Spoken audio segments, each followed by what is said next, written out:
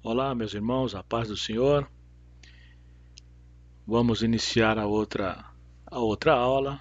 Desta feita é a aula número 8 da nossa revista CPAD, datada para o dia 24 de maio de 2020. Nosso comentarista é o pastor Douglas Batista, da Igreja Assembleia de Deus Missão, no Distrito Federal. A revista traz como tema a Igreja eleita, redimida pelo sangue de Cristo, estelada com o Espírito Santo da promessa. Desta feita, a aula número 8 traz como tema para ser discorrido edificados sobre o fundamento dos apóstolos e dos profetas. Então, este é o tema. Meu nome é Obed-Edom do Nascimento, sou membro da Igreja Assembleia de Deus Ministério Adeja, cujo o pastor que me pastoreia é o pastor Antônio de Lisboa Filho.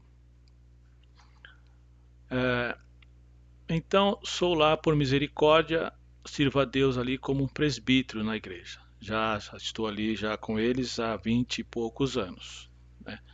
E lá eu ministro aula para a escola dominical, para os adultos e nas congregações também. Às vezes estou na sede, às vezes estou na congregação. E desta feita eu estou agora na internet, porque por causa do isolamento social, né? Então as aulas estão sendo direcionadas para o YouTube, mas também a igreja está acompanhando essas aulas. Então eu estou continuando o trabalho que era para ser feito presencialmente. Estou treinando aqui na internet, gravar aulas na internet, né? Confesso que é um pouco mais trabalhoso, tem que cavar mais, tem que cavar mais. Mas está sendo muito bom, está sendo uma bênção para mim, né? Está me edificando mais. E por falar em edificando, então a lição traz sobre edificação. Edificado sobre o fundamento dos apóstolos e dos profetas. O que vem a ser fundamento, construção, base. Diz a Bíblia em Salmo 89:14 que justiça e juízo são a base do trono de Deus. Tudo tem uma base. Se você quer ser um médico, você precisa ir para a escola, ir para a faculdade, ter uma base. Então começa lá no primário, os primeiros estudos, então você constrói uma base e depois você vai para a faculdade. É bem verdade que quando se vai para a faculdade sem ter uma base no segundo grau ou ensino médio, né? Nos dias de hoje é ensino médio. Então essa pessoa vai ter dificuldade lá na faculdade porque não houve uma boa base. Então a base tem que ser bem construída. Hoje nós vamos falar sobre base, construção, mas não é a construção de alvenaria. Lógico que a gente vai exemplificar os assuntos espirituais com a construção de alvenaria. Então tem lá a leitura bíblica em classe que traz os dois alicerces, né? Temos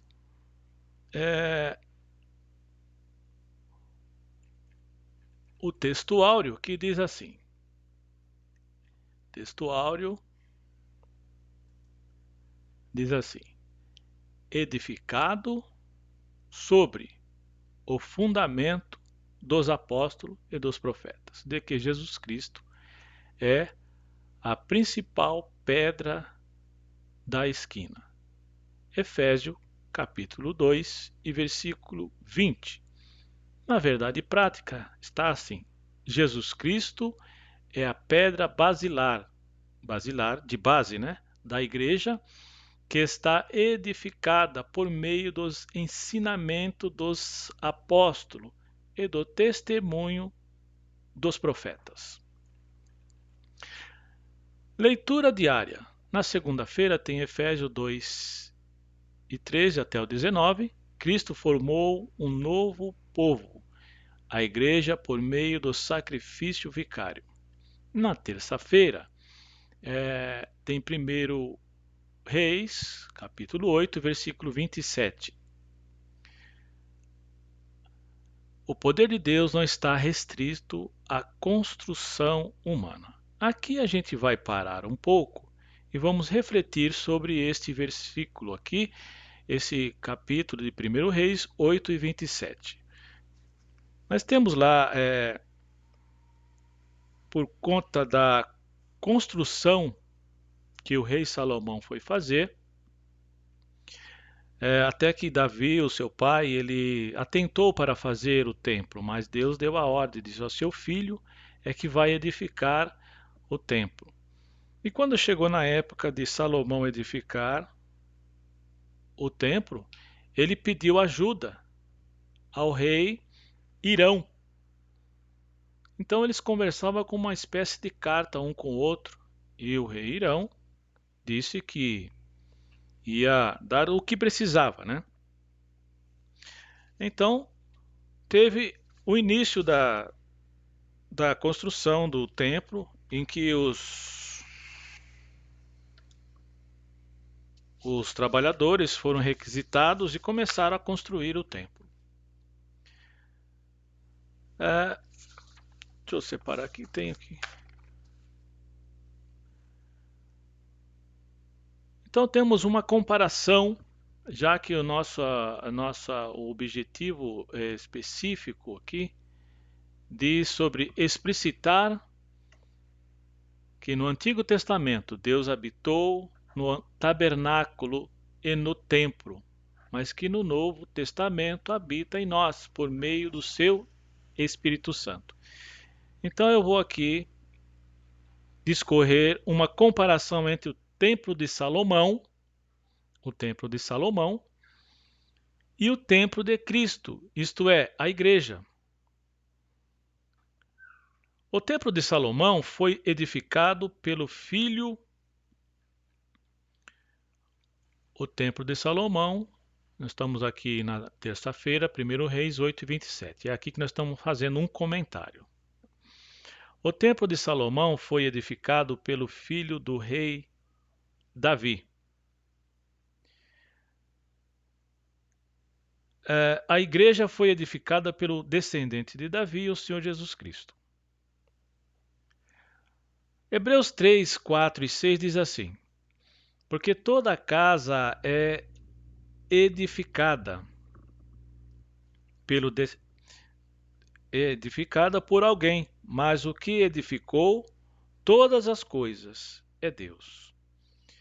Versículo 5 de Hebreus 3 e versículo 5. E na verdade Moisés foi fiel em toda a sua casa, como servo, para testemunho das coisas que haviam de anunciar. Mas Cristo como filho sobre a sua própria casa, a qual casa somos nós, se tão somente conservarmos firme a confiança e a glória da esperança até o fim. Então vimos aqui, meus queridos, que para se alcançar alguma coisa deve-se ficar firmes e constantes, né? Ser fiel até a morte, dar-te-ei a coroa da vida. Não é fácil permanecer fiel, mas o Senhor dá-nos graça para continuarmos fiel a todos os dias. Basta termos comunhão com Ele, em oração, em estudo da palavra. Agora, se não se estuda e se não ora, a fé vai enfraquecendo, né? É preciso ter comunhão. Vamos retornar à nossa comparação. Nós estamos aqui comentando 1 Reis, capítulo 8, versículo 27. O templo de Salomão foi edificado com ouro, pratas e pedras preciosas. Está lá em 1 Crônicas 29, 3 a 8. Já a igreja é edificada através das vidas redimidas dos que foram resgatados pelo preço do sangue precioso de Cristo.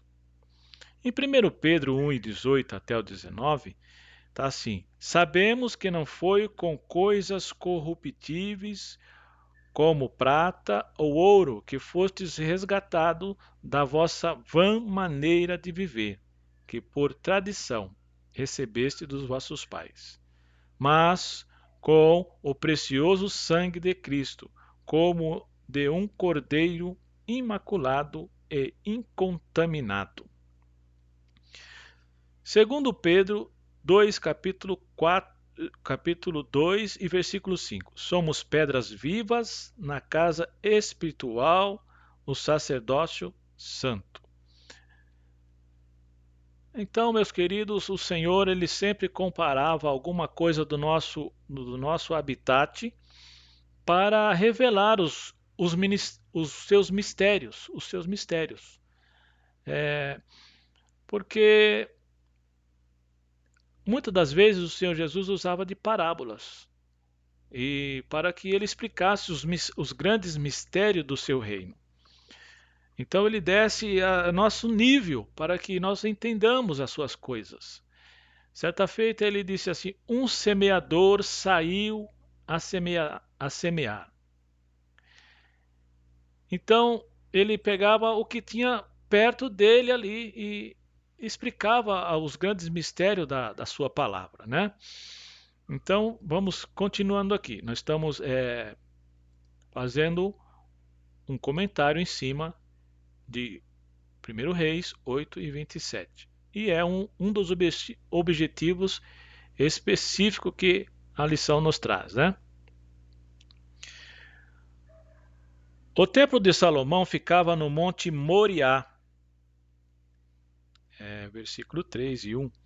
A igreja está edificada sobre a rocha da pessoa divina de Jesus e da sua morte expiatória. Mateus 16 e 18 está assim: pois também eu te digo que tu és Pedro, e sobre esta pedra edificarei a minha igreja, e as portas do inferno não prevalecerão contra ela. Aqui esse pedaço, aqui esta parte, diz sobre a confissão de Pedro. Né? Confissão de Pedro. Pedro disse que o Senhor era o Filho do Deus vivo. Então o Senhor Jesus disse que Pedro sobre esta pedra, uma pedra pequena, significando o Pedro, mas que a pedra principal era ele próprio, que em cima dessa pedra principal ele ia formar a igreja. Então há muitas pessoas que fazem confusão, mas não é sobre a palavra de Pedro, é sobre a confissão que Pedro fez. Então não sobre ele, Jesus Cristo estava dizendo sobre ele próprio que edificaria uma igreja em cima dele próprio, né? E ficaria no, e ficaria como que num lugar de apoio, num lugar de destaque, um lugar que receberia todo o peso, né? Então ele se refere à pedra angular. Nas construção civil, nós temos lá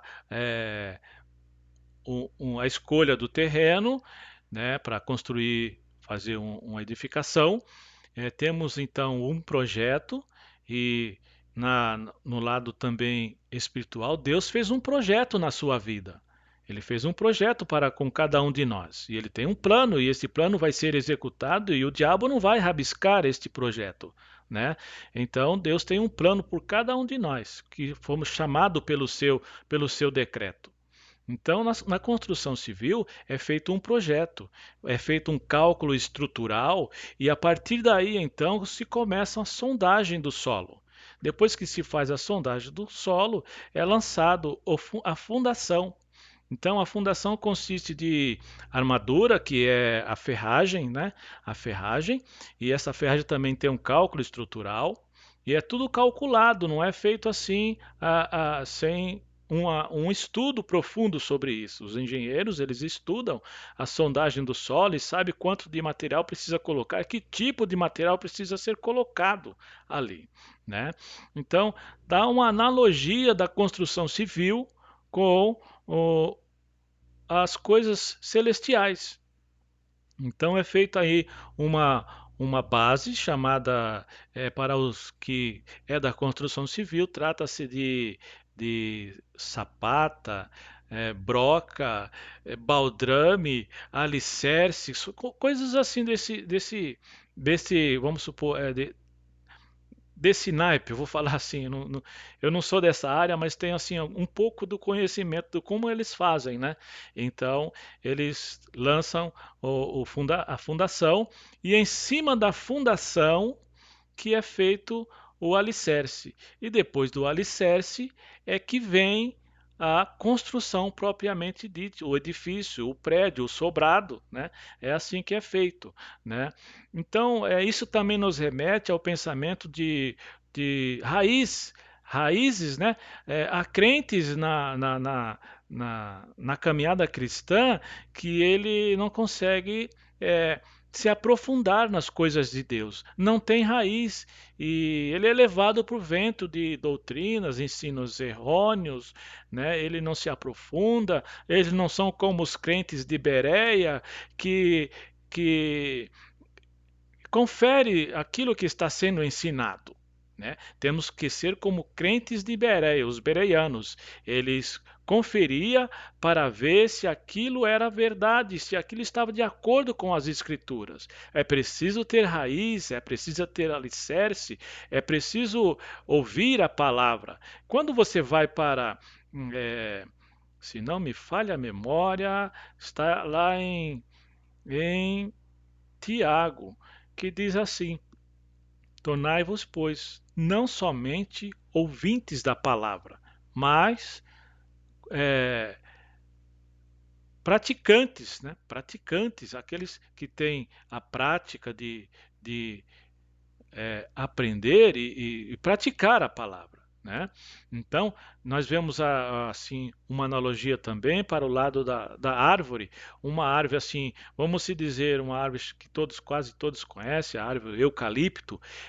Dizem que essas árvores têm raízes profundas para buscar água e também pela altura dela, tanto cresce para cima como cresce para baixo, para suportar o peso e os vendavais que passam, né? Então, mas tem crentes que é como, vamos fazer outra analogia, como um pé de alface.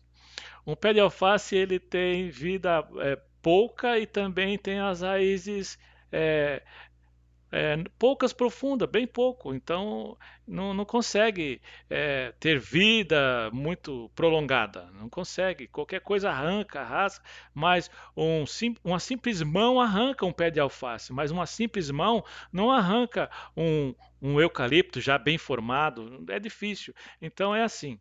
As portas do inferno não pode prevalecer e não vai prevalecer sobre a igreja ou Israel de Deus. Não vai, porque é fundamentado sobre a pedra angular. Jesus Cristo é a pedra angular, né? Jesus Cristo é a pedra angular. Vamos continuar com a nossa análise aqui de 1 Reis 8 e 27, né? 1 Reis 8 e 27. É, 1 Reis 8 e 27 diz assim: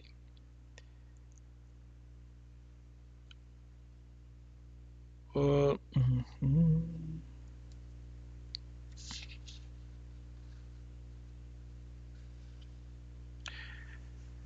O templo de Salomão ficava no Monte Moriá. A igreja está edificada sobre a rocha da pessoa divina de Jesus e da sua morte expiatória. Mateus 16 e 18. Aí falamos sobre o Pedro e a confissão de Pedro, né? Que Jesus falou sobre ele próprio, não estava falando sobre Pedro, que não ia montar a igreja sobre Pedro e nada disso, ia montar a igreja sobre a própria pessoa dele. Então era o que nós estávamos dizendo. E no qual todo o edifício bem ajustado cresce para templo santo do Senhor, no qual também vós juntamente sois edificado para morada de Deus no Espírito. Morada de Deus no Espírito. Morada de Deus no Espírito. O que é isso? Todo cristão que nasce de novo, ele recebeu o poder de ser chamado filho de Deus, filho adotivo, filho de Deus, e nele vem morar o Espírito Santo. Temos um versículo, meus queridos, que é em 1 Coríntios 12, versículo 12 e 13.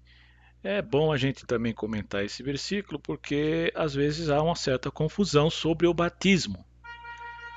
Há pessoas que pensam que o batismo da imersão do corpo na água é esse mesmo batismo que está dizendo sobre esse referido capítulo e versículo 12 e 13. Então, 1 Coríntios 12, versículo 12 e 13, que diz assim: porque assim como o corpo é um e tem muitos membros, e todos os membros, sendo muitos, são um só corpo, assim é Cristo também. Pois todos nós fomos batizados em um Espírito. Então aqui vem a confusão, batizados em um Espírito. O batismo tem 3 tipos de batismo aí. Vamos falar um por vez. O batismo por imersão é um batismo como que um edital de proclama, quando você anuncia, olha, eu não faço parte mais deste mundo, eu agora sou crente, eu agora morri para o mundo. Este é o batismo nas águas, onde mergulha-se o corpo. Então esse é um tipo de batismo. Existe também esse batismo que está aqui no versículo 13. Nós fomos batizados em um Espírito. Então, quando a pessoa, depois de ser batizado nas águas, que é imergido lá com aquela roupa branca, né? Então, ele faz um concerto dentro dele e aceita o Senhor Jesus como seu único e suficiente Salvador. E esse concerto é individual, é interior, lá dentro mesmo do seu coração. Então, neste momento, é instantâneo. Você é batizado em um Espírito. Você agora passa a morar dentro do corpo de Cristo. Esse corpo de Cristo, logicamente, ele é um corpo místico, não é um corpo que dá para ver com olhos humanos. É um corpo místico, é pela fé. E você passa a morar, o teu Espírito agora passa a morar dentro de Deus, dentro do corpo de Cristo. Este é um batismo. E tem um batismo com o Espírito Santo. Este é uma dádiva, um presente que o Senhor Deus dá, que o Espírito Santo nos reparte a cada um. Então ele dá também um outro batismo, o batismo com o Espírito Santo, onde a pessoa recebe dons espirituais. Então a gente estava querendo nós estamos aqui, eu estou querendo, né? Estou querendo explicar esses batismos para que não haja confusão com este versículo aqui. É 1 Coríntios, capítulo 12 e versículo 12 e 13. Aqui está falando sobre o nascer de novo. O crente que é nascido de novo passa a morar dentro desse corpo de Cristo. É isso que eu estou me referindo. Vamos voltar aqui ao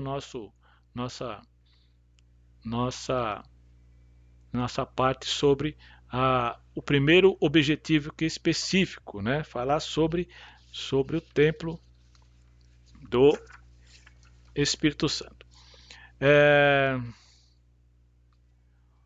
O templo de Salomão tinha sacerdotes mediadores terrenos. Já a igreja tem um sumo sacerdote celestial, ao qual todo crente pode acercar-se para o prosseguimento da salvação eterna.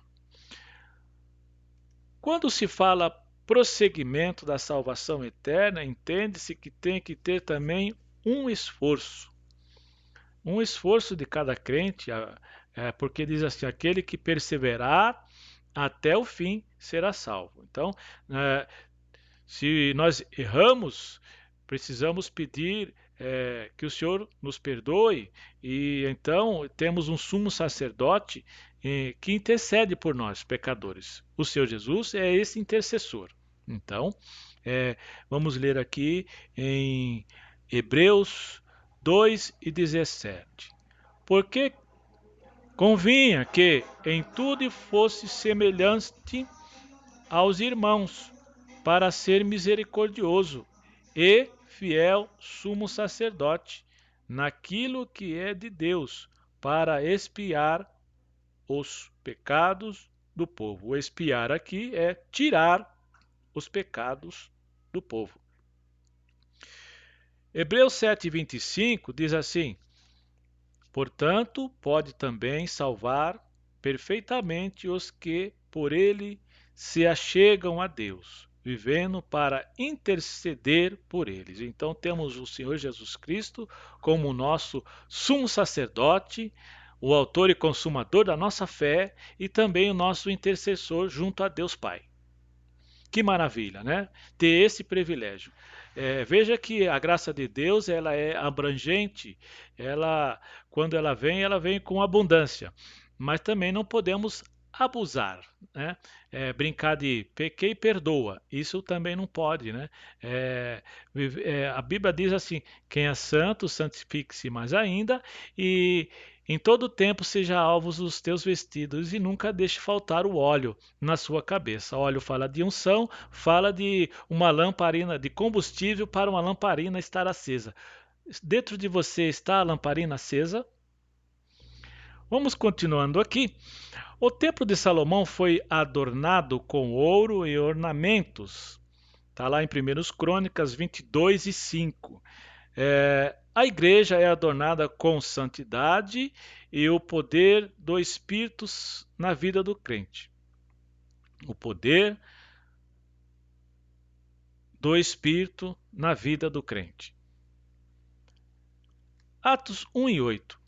Mas recebereis a virtude do Espírito Santo que há de vir sobre vós, e ser-me-eis testemunha, tanto em Jerusalém, como em toda a Judéia e Samaria, e até os confins da terra. Então, meus queridos, vemos aqui que sem o poder do Espírito de Deus, sem a unção de Deus, é como um machado que não tem a lâmina para cortar. É um machado que só tem o cabo. Então há um grande se desprende de um grande esforço, mas não há resultado, porque não tem a unção. Então está falando aqui, mas recebereis a virtude do Espírito Santo, que há de vir sobre vós, e ser-me-ei testemunha. Então, quando viemos para a conversão, quando nós achegamos a Deus, então somos embebidos com o Espírito Santo da graça, vem a unção, moramos dentro do templo moramos dentro do corpo de Cristo e habitamos nas regiões celestiais, né? Então, aí podemos pregar a palavra, porque temos unção, moramos dentro do corpo de Cristo, né? Temos uma base bem sólida, que é o próprio Senhor, né? E o testemunho dos profetas e dos apóstolos, né? Os apóstolos. Vamos continuar aqui, nós estamos ainda fazendo o estudo sobre 1 Reis 8:27 na leitura diária. Atos 2:4 diz assim: e todos foram cheios do Espírito Santo e começaram a falar em outras línguas, conforme o Espírito Santo lhe concedia que falassem. O templo de Salomão serviu de habitação especial de Deus entre o seu povo. Já a igreja é a habitação especial do Espírito Santo na terra. Leamos em 1 Coríntios 3:16. Não sabeis vós que sois templos de Deus e que o Espírito de Deus habita em vós? Se alguém destruir o templo de Deus, Deus o destruirá, porque o templo de Deus que sois vós é santo. Deus o destruirá. Então, meus queridos, vemos aqui que nós somos templo do Espírito. O Senhor Jesus, certa feita, quando estava aqui andando no nosso meio, ele disse assim: vou para o meu Pai preparar morada para vocês, mas não vou deixar vocês órfãos. Vou enviar o meu Espírito, o Espírito Consolador. É esse Espírito que nos impulsiona a fazer as coisas do reino. É esse Espírito que nos impulsiona a ser santo e cada vez mais santo. É esse Espírito que nos impulsiona a esperar e ter esperança de vida eterna, quando por arrebatamento ou por passagem também, por uma morte natural, né? É esse Espírito que nos impulsiona a ter esperança na eternidade, né? Então é assim. Continuando aqui, meus queridos,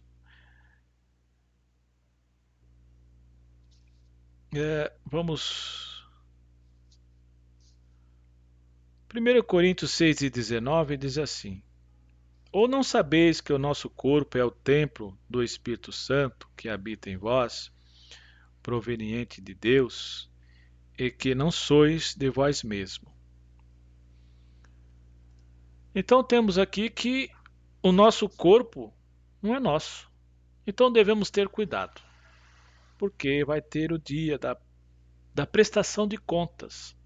Cada um vai receber aquilo que fez com o corpo. A Bíblia fala sobre bem ou mal, né? A Bíblia fala sobre receber galardão. Aqueles que nasceram da água do Espírito e continuam obedecendo e serão salvos, e então vai se comparecer diante do tribunal de Cristo para receber galardão daquilo que fez, daquilo que o Senhor confiou na sua mão para ser feito, né? O apóstolo Paulo disse: ai de mim se não pregar o evangelho. Ai de mim se não pregar o evangelho, né? Em outro lugar diz que se nós pregamos ou fazemos a palavra, pregamos a palavra ou proclamamos a palavra com mau grado, então a mim ou a você será dispensada uma pequena dispensação. Mas se você é aguerrido, então o Senhor vai dando os dons, vai te concedendo os dons para trabalhar no reino dele. Os dons é para o serviço, não é para ser visto, é para o serviço, né? O serviço. E o serviço é proclamar, tirar as almas que estão indo para o inferno e fazer o trabalho no reino. Para isso que é dado os dons espirituais, né? Vamos continuar aqui com a nossa revista.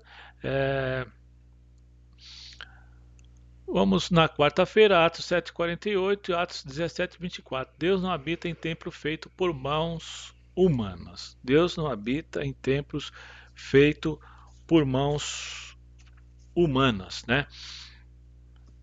Na oração de Salomão, lá em 1 Reis 8:27, está escrito lá, vamos lá ver como está escrito.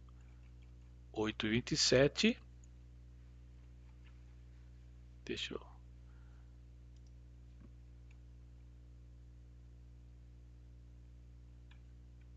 Estou aqui com a...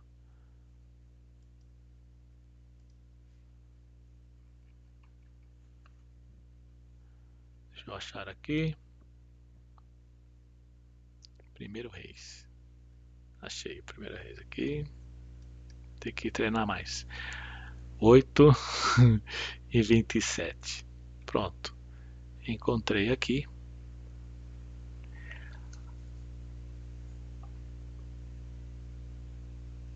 Mas é a oração de Salomão. Mas, na verdade, habitaria Deus na terra? Ele está se referindo ao templo que ele ia construir. E, mas, na verdade, habitaria Deus na terra? Eis que os céus e até o céu dos céus não te poderiam conter, quanto menos esta casa que eu tenho edificado. Volve-te, pois, para a oração do teu servo e para a sua súplica, ó Senhor meu Deus, para ouvires o clamor e a oração que o teu servo hoje faz diante de ti. Então, temos visto aí que,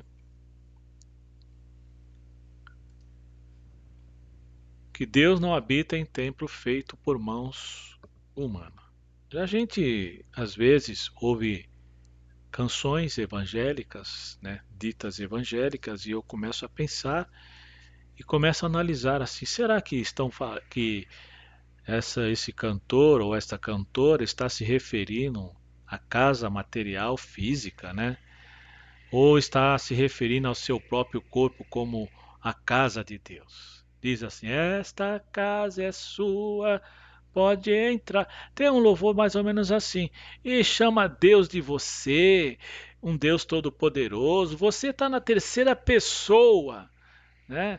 Então, eu acho que deve ter uma certa reverência quando não tratar Deus ou o Senhor Jesus como um namoradinho.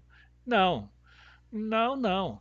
É o Deus Todo-Poderoso, é o sumo sacerdote, há de ter uma reverência com essas coisas. Então, há de se pensar, quando se compõe lá as letras, e pensar como está, o que vai repercutir isto, né? Vamos continuar aqui. Na quinta-feira, na quinta-feira, na quinta-feira, tá assim: os apóstolos são testemunhas oculares do ministério, morte e ressurreição de Cristo. Sexta-feira, Isaías 53, de 1 até o 12. Deus revelou aos profetas as promessas messiânicas. Aos profetas, as promessas messiânicas. Sábado, João 14, 23. E 1 Coríntios 3,16. Cristo, a pedra angular da igreja, vive no interior de cada crente. Já falamos sobre isso, né? Temos a leitura bíblica em classe, Efésios 2, edificado sobre o fundamento dos apóstolos e dos profetas, de que Jesus Cristo é a principal pedra da esquina, no qual todo edifício bem ajustado cresce para templo santo do Senhor, no qual também vós juntamente sois edificados para a morada de Deus no Espírito. Então vemos aqui que sois edificados para a morada de Deus no Espírito. Então, é no Espírito. Então, cada crente tem dentro dele, no espírito dele, o espírito humano dele, o lugar que o Espírito Santo se encontra, né? O Espírito Santo se encontra dentro do espírito humano, dentro do espírito humano. Vamos lá, continuando aqui.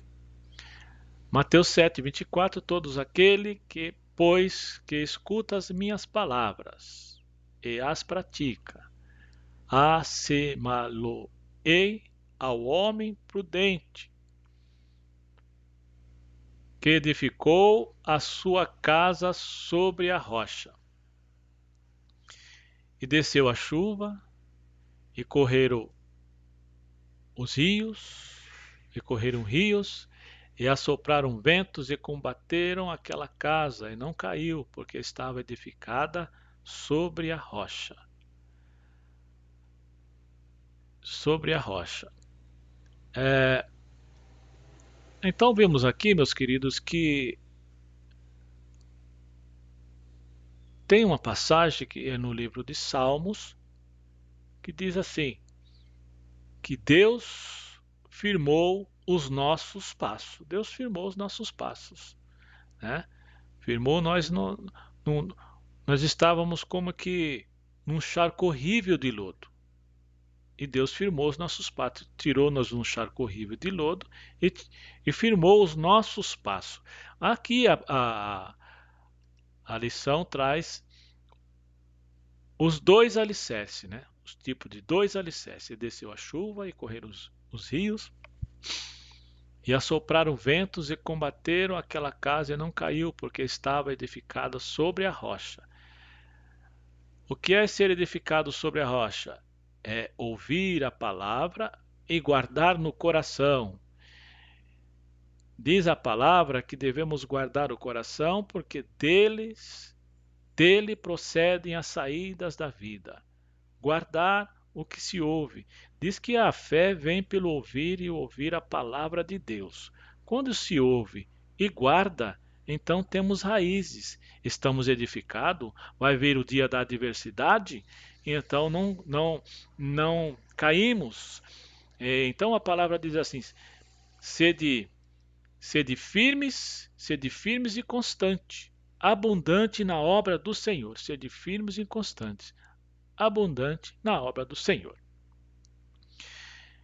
E tem o 26 que diz assim: e aquele que ouve as minhas palavras e não as cumpre, compará-lo-ei ao homem insensato, que não tem senso, não tem sensatez, que edificou a sua casa sobre a areia. Desceu a chuva sobre a areia. Está falando sobre a areia, quer dizer, nem cavou areia para fazer nada, é sobre, né? Não teve alicerce, não teve nada. E desceu a chuva e correram os rios, e assopraram os ventos, e combateram aquela casa, e caiu, e foi grande a sua queda. Temos aí os objetivos que já foi falado. Nós já passamos esse objetivo específico, que é explicitar que no Antigo Testamento Deus habitou no tabernáculo do templo, mas que no Novo habita em nós, por meio do seu Espírito. Apresentar o fundamento da igreja como a doutrina dos apóstolos e dos testemunhos dos profetas. Refletir que somos templos do Espírito Santo e devemos viver em santidade. Nosso Senhor Jesus Cristo é o edificador da igreja.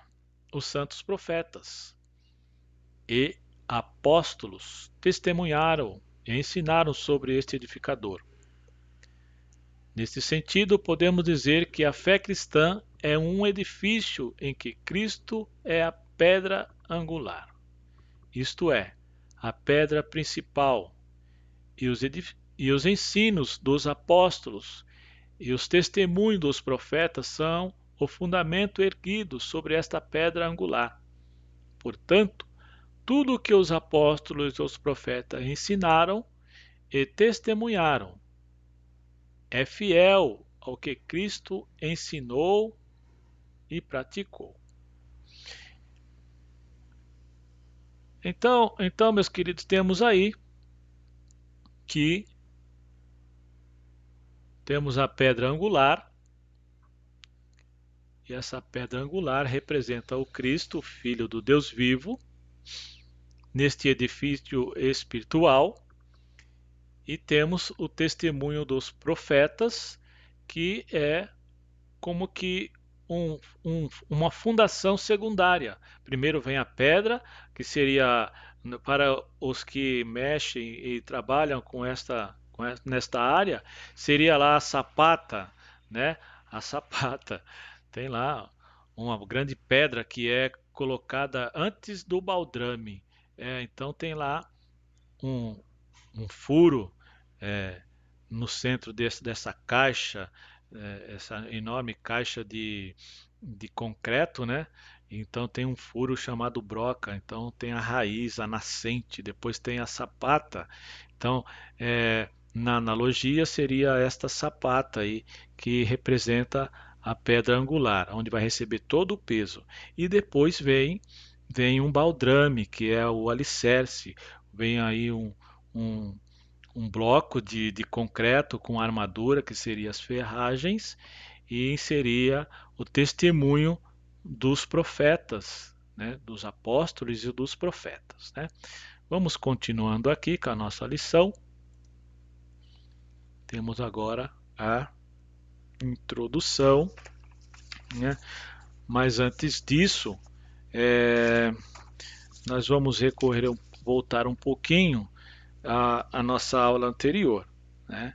Na última aula, nós mostramos que Paulo revela que Cristo reconciliou o homem com Deus e também reconciliou os homens entre si. Na ocasião, comentamos sobre judeus e gentios que foram feitos um só povo, que é a igreja, e que é um povo de Deus aqui na terra. E viveu em união com Deus, porque os seus pecados foram perdoados. E esse povo tem livre acesso a Deus Pai em um mesmo Espírito. E hoje, nesta aula, vamos discorrer sobre a estrutura deste povo chamado Igreja. Paulo vai mostrar que este povo tem como fundamento Jesus Cristo como pedra angular e como fundamento secundário os apóstolos e os profetas, e que somos como um edifício bem ajustado, sendo um templo do Espírito Santo no Senhor. Paulo mostra que a igreja não é estrangeira e nem forrasteira, mas concidadãos do céu e da família de Deus. Portanto, isso podemos concluir que cada salvo não é estrangeiro. Paulo mostra que antes os gentios eram estranhos aos concertos da promessa. Quer dizer, estranho àquele. O que quer dizer ser estranho? Aquele que é de fora e alheio a tudo que se tem à sua volta. Mas Paulo disse que os salvos em Jesus, nós salvos em Jesus, nós não estamos mais separados. Agora estamos unidos para sempre e é isto que significa vida eterna. João 3,16 é um versículo muito conhecido, né? Porque Deus amou o mundo de tal maneira que deu seu Filho unigênito para todo aquele que nele crê, não pereça, mas tenha a vida eterna, né? Então, tá essa introdução aí para dar sequência à nossa aula. Vamos continuando aqui, meus queridos. Por meio da reconciliação efetivada na cruz, Cristo formou a igreja. O apóstolo Paulo a compara como um edifício em construção. A pedra angular desta edificação é Cristo, e o fundamento é a doutrina dos apóstolos. Assim não há o propósito divino. Assim há o propósito divino de que sejamos o templo santo do Senhor, a morada do Altíssimo. Nesta lição estudaremos cada um desses aspectos. Ponto central: Jesus Cristo é a pedra basilar da igreja. Um edifício espiritual. O santuário judeu, o templo em Jerusalém, era o símbolo do exclusivismo de Israel como povo de Deus. 1 Reis 8:16 ao 20. A proibição dos estrangeiros acessarem o templo era um motivo de inimizade entre judeus e gentios. Ao reconciliar ambos os povos, Cristo aboliu as leis cerimoniais, desfez a inimizade entre eles e formou uma nova humanidade, a Igreja. Assim, o templo judaico perde sua relevância e um novo conceito de santuário é apresentado. O santuário cristão. Os que pertencem a Cristo são comparados a um edifício onde Deus habita em espírito. O ensino apostólico lembra Salomão, quando este reconheceu o templo em Jerusalém. Não poderia conter a Deus. Nós já lemos sobre isso, comentamos inclusive sobre isso, né?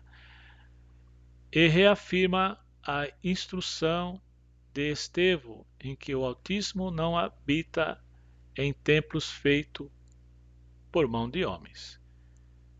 Desse modo, os crentes, judeus ou gentios, tornaram-se o templo onde o Espírito de Deus habita. 1 Coríntios 3:16, em que eles são pedras vivas em um edifício espiritual. A pedra angular. Na arquitetura antiga, a construção de um edifício requeria uma pedra angular. Ela é traduzida como a pedra mais importante ou pedra principal. Ela era posta no canto do prédio para sustentar o alicerce, firmar e unir toda a estrutura e manter as paredes em linha certa. Para que se tenha uma ideia dessa dimensão, em uma das escavações no local do Templo de Jerusalém, foi encontrado um monolito com cerca de 12 metros de comprimento. Cristo, a pedra principal. A identificação de Cristo como pedra angular remonta à profecia messiânica em que a pedra rejeitada tornou-se cabeça de esquina. Ele mesmo afirmou ser a cabeça de esquina. Marcos 12:10. Assim como também os apóstolos testificaram ser Cristo a pedra principal. Portanto, a pedra angular deste novo santuário é o próprio Cristo. No Sermão do Monte aprendemos que o homem prudente edifica a sua casa sobre a rocha, que é Cristo Jesus. A síntese do nosso tópico 1 é: portanto, a pedra angular deste novo santuário é o próprio Cristo. No Sermão do Monte aprendemos que o homem prudente edifica a sua casa sobre a rocha. Então, meus queridos, toda essa passagem do tópico 1 nós já tivemos explicando já desde o início, né? Vamos continuando aqui, vamos falar sobre o fundamento, apóstolo e profetas. Apóstolos e profeta. Fundamento, apóstolo e profeta. O conceito de apóstolo, o termo grego apóstolo é usado para enviado ou mensageiro. O apóstolo é centrado na natureza da missão de Cristo, que foi enviado para ser o Salvador do mundo. Nos evangelhos, Mateus, Marcos e Lucas, usa o termo quando se refere aos 12 escolhidos por Jesus. Eles foram testemunhas oculares do ministério, morte e ressurreição do nosso Senhor. Assim, Paulo também foi chamado pelo próprio Senhor para ser apóstolo. 1 Coríntios 15, 8 e 9, Romanos 1 e 1. Aos apóstolos foi confiado o ministério da palavra, com o compromisso de instruírem a igreja. Neste aspecto, os apóstolos são aqueles que foram comissionados por Cristo para a igreja primitiva e a mensagem de Cristo, o fundamento. Temos uma passagem aqui em Efésios 4:11 que diz assim: E ele mesmo deu uns para apóstolo e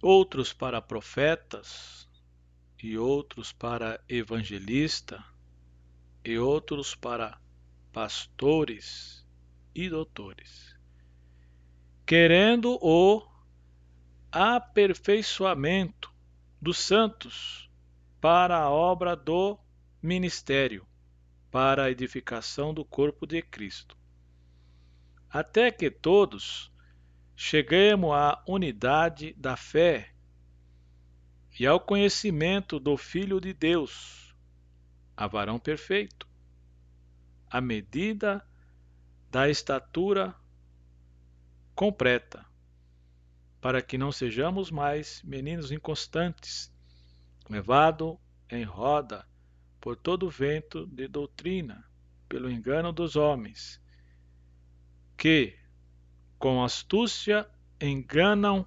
fraudulosamente. Então, meus queridos, a palavra nos diz que Paulo dizendo a Timóteo, segundo Timóteo, parece que não me falha a memória, 4:15, que disse assim que procura apresentar-te a Deus como um obreiro aprovado que maneja bem a palavra e não tem do que se envergonhar. Bom, para manejar bem a palavra é preciso ler e é preciso pedir ao Espírito Santo que nos revele a palavra. Você pode ler a Bíblia por ler, cumprir um calendário, mas você pode ler a palavra meditando com a ajuda do Espírito Santo e ele te revelando e ele te preparando para o ministério. Isto eu estou me dirigindo aos obreiros da casa de Deus, né? Tem um ensinamento que a gente recebe várias vezes, a gente vê os professores ensinando, e eu quero repetir esse ensinamento, que é sobre a regra da mão, sobre o que significa, vamos dizer assim, o polegar, ele significa apóstolos, o apóstolo está sobre toda a mão, né? Mas nunca se pode esquecer que cada vez que você levanta um dedo, tem 4 olhando para você, né? Depois temos o dedo indicador. O dedo indicador, ele representa o profeta na igreja. A Bíblia diz que, não havendo profecia, o povo se corrompe. Mas mesmo esse profeta, ele deve ser, a profecia que ele profetizou deve ser julgada. Então tem uma ordem dentro da casa de Deus para ser profeta, né? E se você tem fé, então seja a medida da sua fé para ser profeta. Então, esse dedo indicador, assim, é o proclamador. O profeta é um proclamador, o que coloca o dedo em riste, né? Mas nunca se esqueça que tem outros dedos olhando para você, né? Aí temos o outro dedo, que é o dedo médio. O dedo médio é o dedo do evangelista, o dedo que representa o evangelista, o que media, o que vai pregar a palavra, que vai ao campo, que vai trazer as almas, né? É o serviço do evangelista. Depois temos o dedo anelar. O dedo anelar, ele representa os pastores, né? O apacentador, o que cuida das almas que o evangelista trouxe, é o serviço do pastor, apacentar, cuidar da lavoura, né? Então, ele também pode ser um mestre ensinador. E tem o dedo mendinho. O dedo mendinho é o serviço do mestre, o ensinador, né? Aquele que vai lá e, às vezes, na velocidade e na intrepidez do pregador, ficou algumas coisas ainda que não ficou bem clara. Então, o ensinador ele vai discorrer, dissecar aquela passagem que não ficou bem clara. Então, o serviço do ensinador, mendinho, né? Mendinho, né? Essa é o ensinamento que a gente aprende com no decorrer da vida a gente vai aprendendo essas coisas. Então eu estou passando aquilo que a gente aprendeu, né? Vamos continuando aqui. A doutrina dos apóstolos. A doutrina dos apóstolos. Embora não se possa desassociar das pessoas o ofício que ocupava ou que constitui o fundamento da igreja, não são os apóstolos em si, mas a doutrina que eles ensinavam, ou seja, as Escrituras. As Escrituras, guarda bem isso que a gente vai comentar sobre essa palavra, as Escrituras. Atos 2:42. Os apóstolos receberam a doutrina diretamente de Cristo. Assim como não se pode mexer na pedra angular depois de colocado o alicerce, igualmente, o fundamento da igreja não pode ser violado. Acerca disso, o Senhor Jesus asseverou: as minhas palavras não hão de passar. A Bíblia de Estudo Pentecostal ratifica que a revelação dos apóstolos, conforme temos no Novo Testamento, nunca poderá ser substituída ou anulada por revelação, testemunho ou profecia posterior.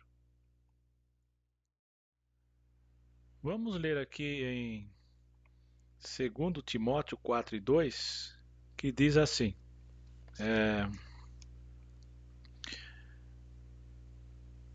vamos ler o 1 também, né? Porque é 2 Timóteo 4:1. Conjuro-te, pois, diante de Deus e do Senhor Jesus Cristo, que há de julgar os vivos e os mortos na sua vinda e no seu reino. Agora vem o 2, o que eu quero me atentar. Que pregues a palavra, instes a tempo e fora de tempo, redarguas, repreendas, exortes com toda a longanimidade e doutrina. Então, meus queridos, não, aquilo que você oferece, dizem que a primeira impressão é a que fica, né? Se temos o costume de trazer palavra, oração, palavra, oração, e não entretenimento, o povo acostuma com palavra e oração. Mas se o povo vem, e principalmente os novos convertidos, e aí tem aquele entretenimento, ele vai querer sempre entretenimento. Mas devemos atentar para este princípio, usar a palavra, né? Então Paulo, falando ao Timóteo, ele disse aqui que pregues a palavra, instes a tempo e fora de tempo, redarguas, repreendas, exortes. Então, uma profecia é para exortação. E muitos dizem que a exortação é para chamar a atenção. A exortação é para dar uma advertência. A exortação é uma advertência, né? Olha, o buraco aí, cuidado com isso aqui. Chamando, não é para desabafo, não, é para uma advertência, né? Então, exortes com toda longanimidade. Eu estou até falando assim a palavra longanimidade, com muito cuidado, com muita paciência, porque a igreja e o proprietário é Deus. É o Senhor Jesus que comprou a igreja, né? E doutrina. Doutrina é o que? Ensinamento. Ensinamento. A sã doutrina, né? A sã doutrina. Vamos continuar aqui no na nossa revista. Vamos para o tópico 3. O testemunho dos profetas. O testemunho dos profetas. A palavra grega profeta significa proclamador e intérprete da revelação divina. A ordem da frase em Efésios 2:20, apóstolos e profeta, indica tratar-se dos profetas da igreja e não do Antigo Testamento.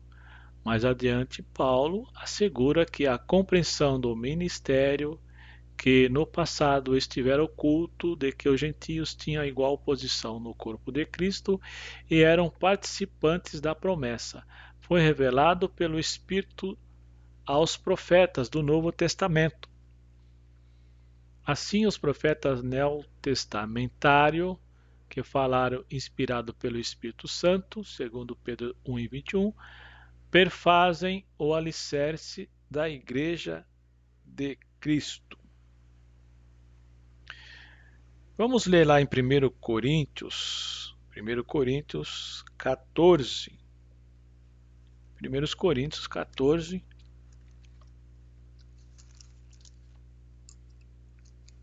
1 Coríntios 14, versículo 1.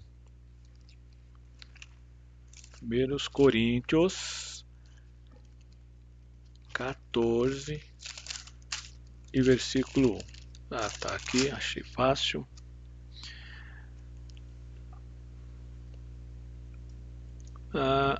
Vamos ler aqui em 1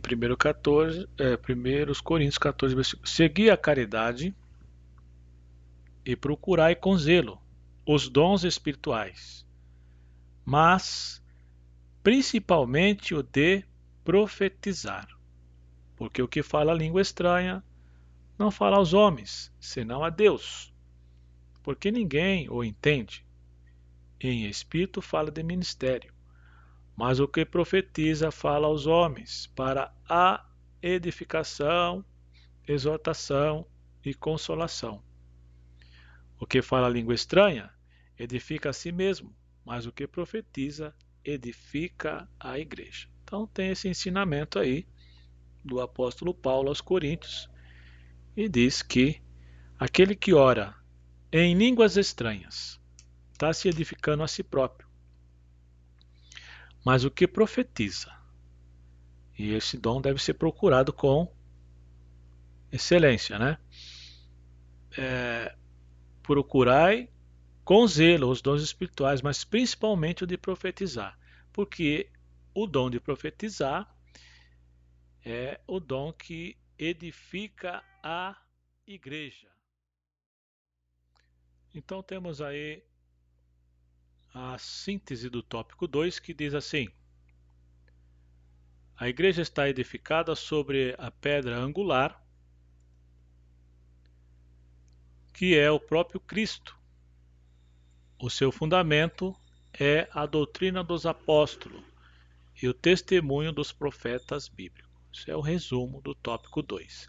Então agora vamos partir para o último tópico, que é o tópico 3.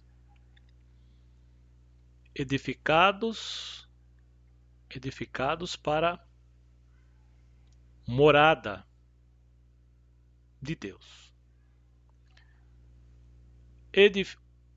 Edifício bem ajustado. A expressão todo edifício bem ajustado cresce indica um processo contínuo de desenvolvimento dos crentes, assim como todas as partes do edifício precisam estar harmônicas. O crescimento da igreja também depende de tudo ser bem ajustado a Cristo. Romanos 14, versículo 15 e 16. Nesta caminhada, o salvo comporta-se como filho obediente e passa a evidenciar o fruto do Espírito. Gálatas 5, 22. O desenvolvimento prossegue até alcançar a medida completa de Cristo, pois todo crente bem ajustado torna-se templo santo do Senhor. Templo santo do Senhor. Temos aqui mais algumas partes para comentar. Vamos comentar essa parte do primeiro subtópico aí, do tópico 3. Então, meus irmãos, aí vemos que nesta parte temos o assunto sobre crescimento, né? Crescimento, vamos lá no texto, está aqui. O crescimento da igreja também depende de tudo ser bem ajustado a Cristo. O crescimento ele é contínuo e também como o desenvolvimento, né? Se a gente ler lá em Provérbios, a gente vai encontrar em Provérbios 4 e versículo 18, está assim escrito: mas a vereda do justo é como a luz da aurora, que vai brilhando mais e mais, até ser dia perfeito. Então vemos aí a progressão, né? Vem para o reino de Deus e a gente vai progredindo. Tem outras passagens que a gente pode estar lendo, Jeremias, Jeremias 9 e 23 e 24. Assim diz o Senhor: não se glorie o sábio na sua sabedoria, nem se glorie o forte na sua força, não se glorie o rico nas suas riquezas, mas o que se gloriar, glorie-se nisto, em me conhecer e saber que eu sou o Senhor e faço beneficência. Então, gloriar-se no Senhor e em conhecer o Senhor. Tem outra passagem aqui que a gente vai ler também. Oséias 6 e 3. Oséias 6 e 3. Diz assim: conheçamos e prossigamos em conhecer o Senhor, como a alva será a sua saída, e ele a nós virá como a chuva seródia que rega a terra. Temos outra passagem que está em 2 Pedro 3 e 18. 2 Pedro 3 e 18. Deixa eu abrir aqui. 2 Pedro 3 e 18. Que diz assim: antes crescei na graça e conhecimento do nosso Senhor e Salvador Jesus Cristo. A ele seja dada a glória, assim agora, como no dia da eternidade. Amém. Então vemos que há uma progressão no crescimento, né? E esse crescimento dá-se-á quando estudamos a palavra, quando não estudando como que por curiosidade, mas na meditação e pedindo a direção do Espírito Santo que ele vai revelando. E então vamos crescendo na graça e no conhecimento. Quando falamos em crescer em graça e em conhecimento, é bom que tenhamos conhecimento na cabeça e fogo no coração, né?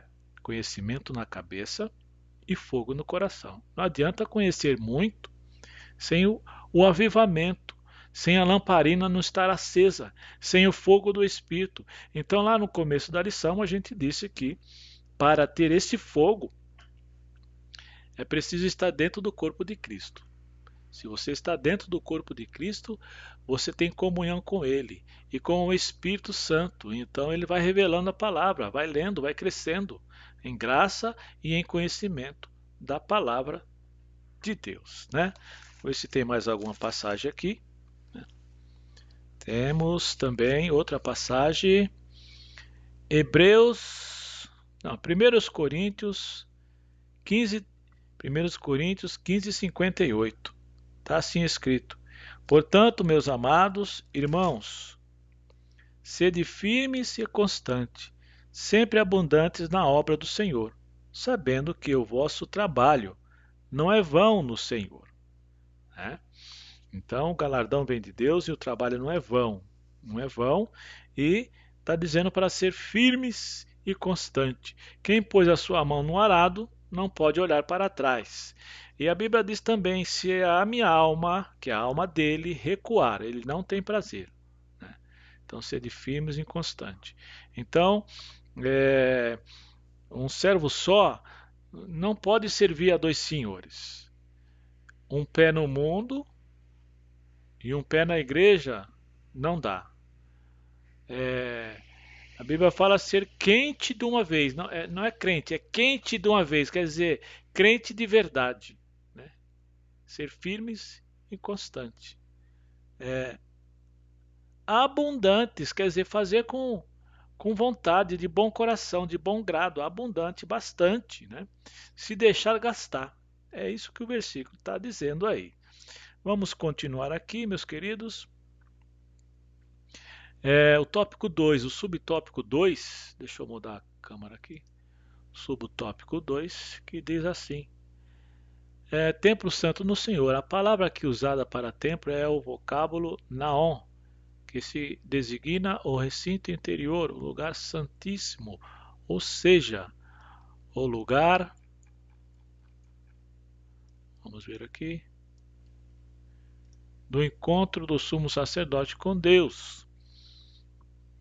Hebreus 9:7. Todavia, a analogia paulina não se refere a uma estrutura material, mas sim ao crente que se tornou templo santo. 1 Coríntios 3,16. Separado do pecado que pertence a Cristo, passa a viver em santidade. 1 Pedro 1,15. Como resultado, ao desfrutar da comunhão divina, o crente recebe o livre acesso à presença do Pai, tornando-se assim morada de Deus no Espírito. 2:22, Hebreus 4:14 ao 16. Então vamos comentar essa outra parte aqui, que é o subtópico número 2 do tópico 3. Né? Então, meus queridos, aqui temos nesta parte do segundo subtópico, temos aqui separado do pecado, quem pertence a Cristo passa a viver em santidade. Vamos ler lá em Mateus 7 e versículo 17, a parte A. Assim, toda árvore boa produz bons frutos. Se nós moramos dentro do corpo do Senhor Jesus e somos batizados como foi ensinado, então a nossa mente, o nosso corpo, a nossa vida tem que produzir o que? Santidade, não é? Então vamos ler aqui também, em outra parte que fala sobre produção de santidade, né? Todos nós estamos em obra nesse processo progressivo. Vamos lá ler em Filipenses, quero achar aqui, Filipenses 1:6. Diz assim: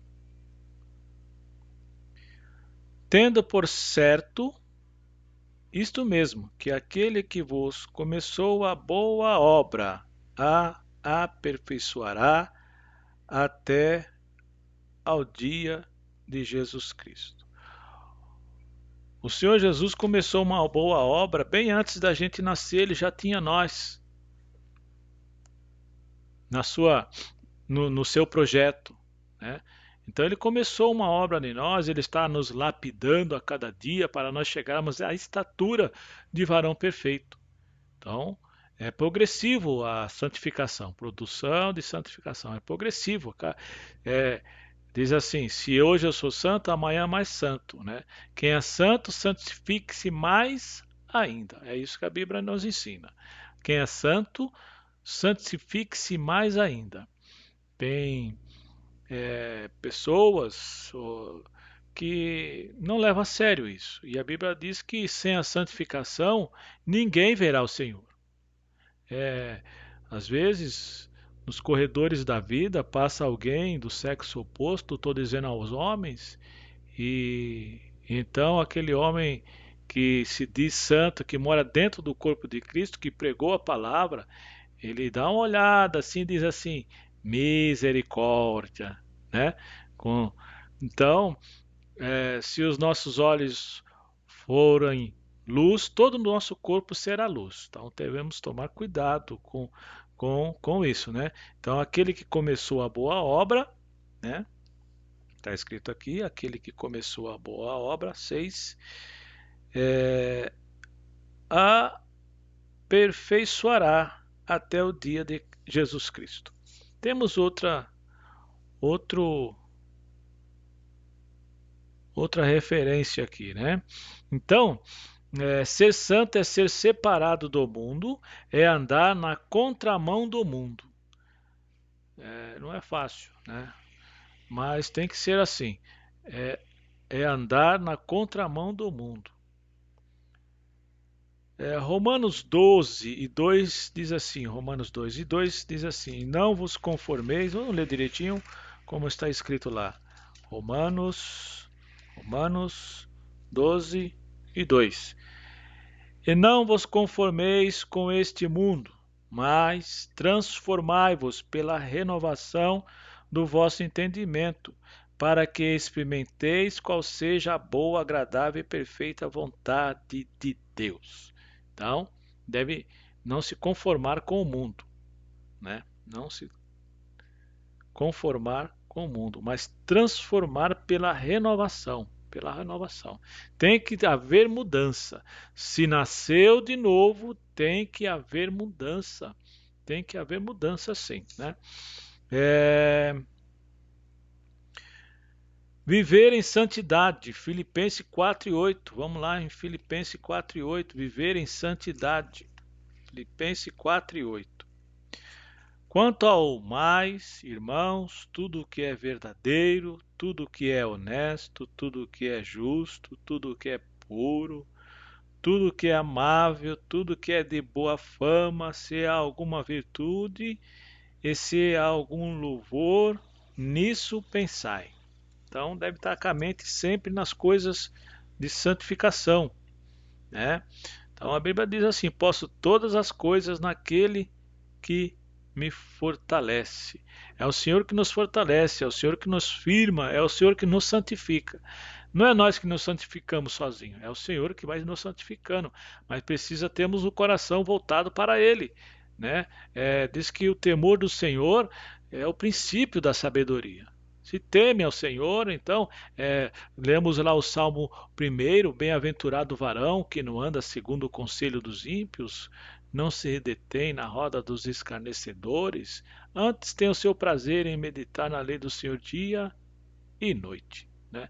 Esta é a passagem para a santificação, que sem a santificação ninguém verá o Senhor. Então, temos mais alguma passagem aqui. Então, santidade é uma nova maneira de se comportar, de vestir, de falar, né? Para onde você passar, você dá testemunho que nasceu da água e do Espírito. Você é um crente, você mora no corpo de Cristo, o corpo bem ajustado, né? O corpo bem ajustado. Segundo Coríntios 5:17, diz assim: se alguém está em Cristo, é nova criatura. As coisas velhas já passaram, né? Tudo se fez novo. As coisas velhas já passaram. Então, depois que é santificado, você tem livre acesso à presença do Pai. Hebreus 12:14. Segui a paz com todos e a santificação, sem a qual ninguém verá o Senhor. Então, tem que ter santificação. Se não tiver santificação, não adianta marcar o ponto, né? Vai lá na igreja e marca o ponto. Põe na. É só aquelas 2 horinhas só, mas é crente no domingo, nas 2 horas, mas no resto da semana não é. Então, eu disse que um servo só não pode servir a dois senhores, não pode ficar é, servindo a Deus, querendo servir a Deus e servir ao mundo. Então, tem que se decidir.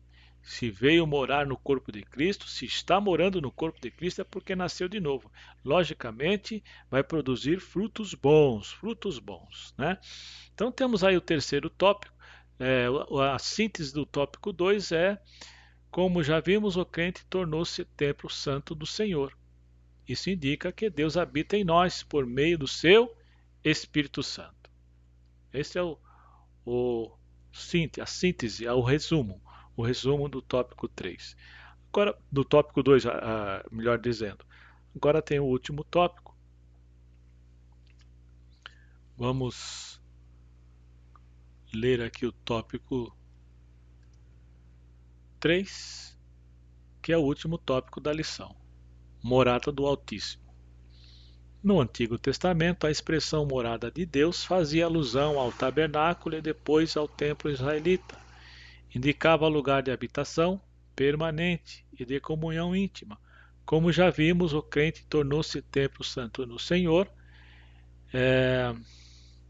Isso indica que Deus habita em nós por meio de seu Espírito, e que tal afirmação ratifica o ensino apostólico de que Deus não habita em templos feitos por mãos de homens.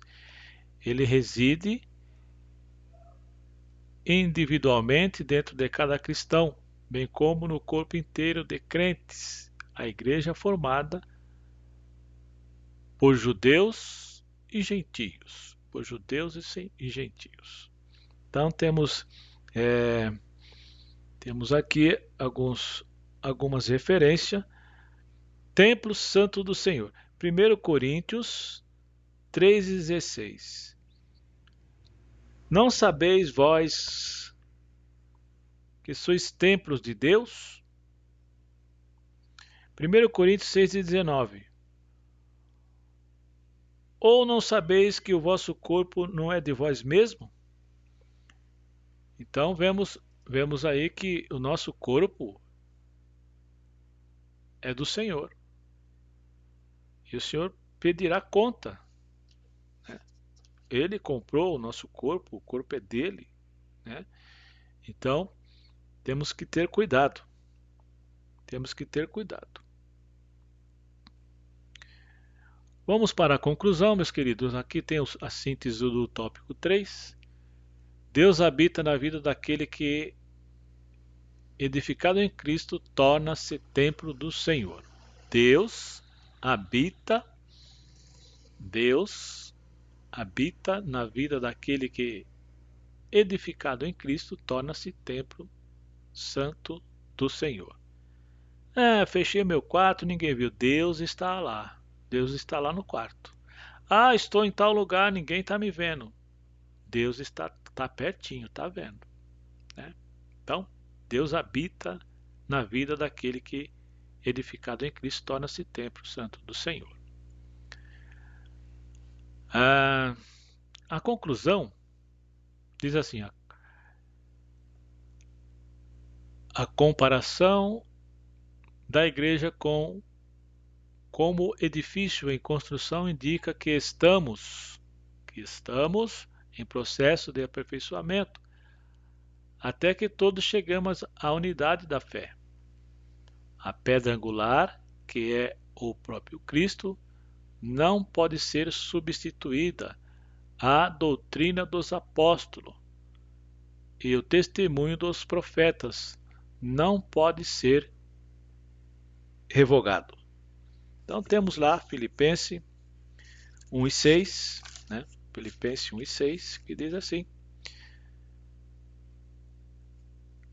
Filipenses 1:6, tendo por certo isto mesmo, que aquele que em vos começou a boa obra, a aperfeiçoará até o dia de Jesus Cristo. Amém, meus queridos? Então, foi o finalzinho da aula de hoje. Creio que o Senhor falou aos nossos corações, nos edificou. A lição de hoje fala sobre edificação. Então, tudo que se foi falado foi falado para a nossa edificação. Tudo que foi lido, tudo que foi falado foi para a nossa edificação. Nossa próxima aula será